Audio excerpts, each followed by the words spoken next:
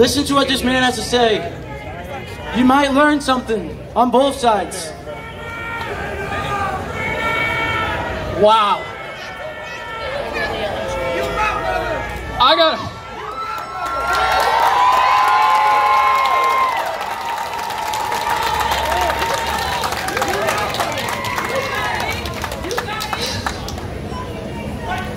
I wrote some really good stuff, man. But I cannot believe what I am witnessing today firsthand with my family and what's going on that street. I have raised my son under this false belief that the racism you see is just on TV. It's not real. 3 years ago, the reason why many of those gentlemen are upset is because 3 years ago, I helped lead that organization. We gathered here because people were coming up from Tampa to burn flags on our courthouse lawn. And as a citizen of Brooksville, I could not stand by and let that level of violence happen in my town. This is our city.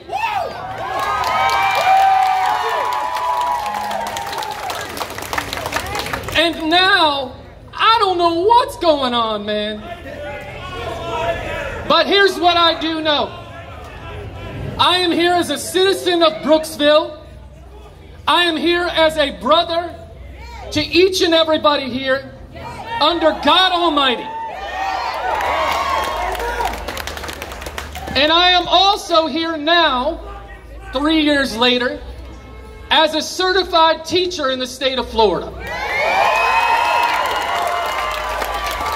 And I became a teacher because I couldn't handle walking in these streets to the level of ignorance I saw every day on how we are supposed to be governed.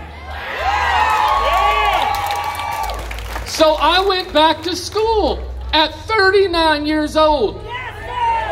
And I got my education, and now I am teaching in a high school classroom, government and economics, to anybody that'll listen. It has been my second year of teaching. And in only my second year, right after we all were told to go home because of the virus, I lost my first student to gun violence. And I'm going to say his name. David Lyons was my student. David Lyons did not die at the hands of a law enforcement officer. David Lyons died at the wrong end of a gun. But that was a beautiful man, and we love David. That's why I'm here today. 3,500 years ago, a nomadic Near Eastern man named Moses documented the history of all of our creation. All of our creation. And in his Genesis story, he noted that God had said, "Let us make man in our image, after our likeness." Look around you. You want to know what God looks like? Look at one another. 244 years ago, that very same man codified his understanding of his station in relation to God in a Declaration of Independence.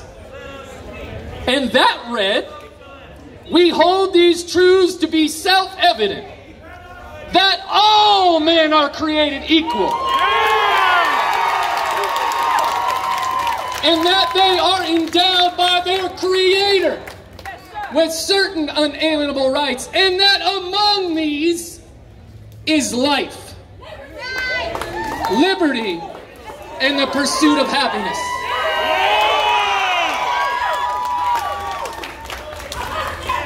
57 years ago this August, another man came along And that man's name was Martin. And Martin stood on the steps in our Capitol, and he had a dream. And he had a dream that my white son and his black friends could walk hand in hand and play ball together without prejudice or persecution.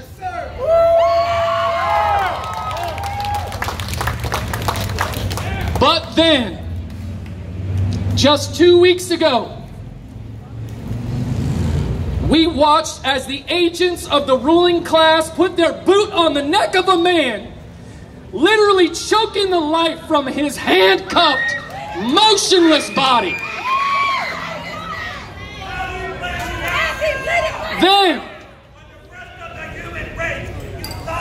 Then, just this week,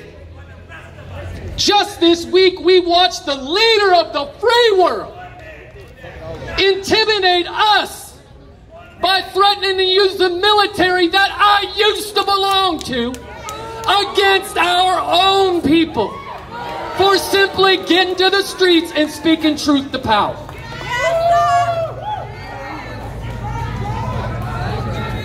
Now here we are, together, as passionate and as unified as I've ever seen in my lifetime. But I see the signs that say, without justice, there can be no peace.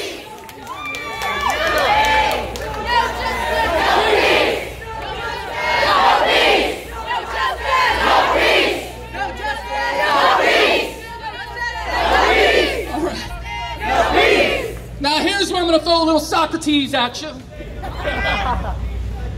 The ancient Greek philosopher Socrates described justice as what a society as a whole sees just.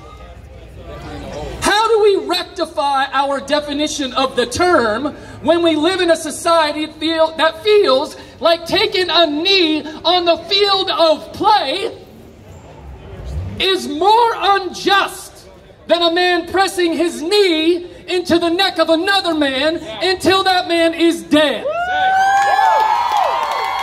How is that more just than just taking a knee? Is it justice we seek when even people here on these very courthouse grounds, see, I knew y'all were coming, are more enraged at our simple presence than the sight of one of their fellow men being choked to death for the crime of reselling cigarettes he legally owned? Is it justice we seek in a society that spends 1,000 times the amount on bombs to kill foreigners as it does on the education of its own youth, and balks at people as they're outraged because of a no-knock warrant being issued that resulted in a young woman's death for the simple crime of thinking she and her boyfriend were defending themselves from armed intruders?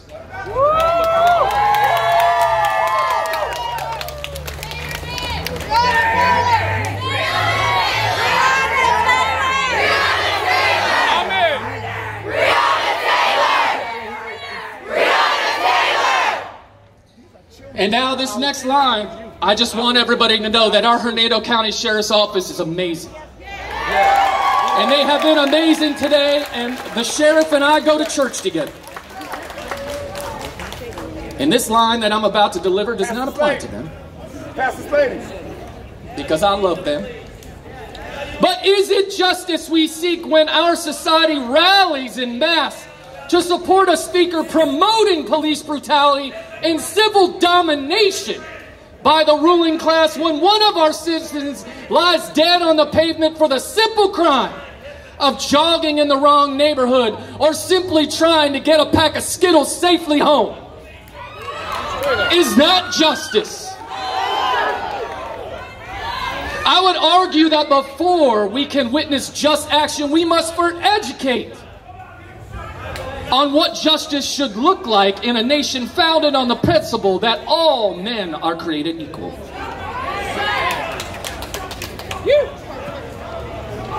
Dr. King once said that riots are the language of the unheard.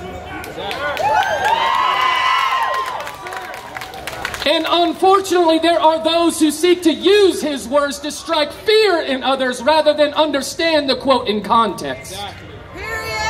Dr. King never advocated for violence, but went on to say that it is our failure to listen that has led to the unrest. I cannot imagine any of you believes that we are listening now. And I know what group I represent when I say we. We're only reacting to the narrative being promulgated by the national media, whose sole purpose to exist is to make money from advertising. Nobody wants to watch their boring ass shows unless it's satisfying their bloodlust. We cannot and must not give in and give them the satisfaction. So what do we do? That's a question everybody asks, and it's been asked a lot from the back. Well, what do you want to do? What is the solution? This is going to sound really simple, I know, but the solution is so many people in this crowd raising hands when you were asked, are you an educated man? Oh, yes. Education is the solution. The most terrifying threat to a ruling class is an educated majority. When Africans were originally brought to this land in chains, the only sin against him worthy of persecution was teaching him to read. That'll get your ass in jail. Aristotle's ideal of an ideal society is a happy society, and we do that from the ground up. We must draw back from national narratives and focus on our own community. I, for one, care about zip code 34601. And if I can't be a part of the solution here, then I certainly can't expect to be a part of a national one. Our government is a reflection of us, not the other way around. Just as God has made us all in his image, we have made our form of governance in ours. God has blessed me with a hunger for knowledge and an ability to teach it. I'm here for my community, and that includes each and every one of you. If our whole community isn't happy and just, then our city and our nation will perish. I'm begging you, form community groups, have dinners together in your homes, invite me and I'll be honored to break bread with you. We can discuss the political arts and philosophy until Apollo once again races across the sky. But our churches, where are you, Dale? I'm looking at you. And Pastor McGregor. Our churches need to be a part of the solution as well. Dr. King, in his last sermon before he was taken from us, noted that at 11 a.m. on Sunday mornings, it is still the most segregated place in America. We can do better. Because 60 years after he delivered those words from the pulpit, little has changed. We cannot be one body under Christ if we continue to worship separately by choice. Yes!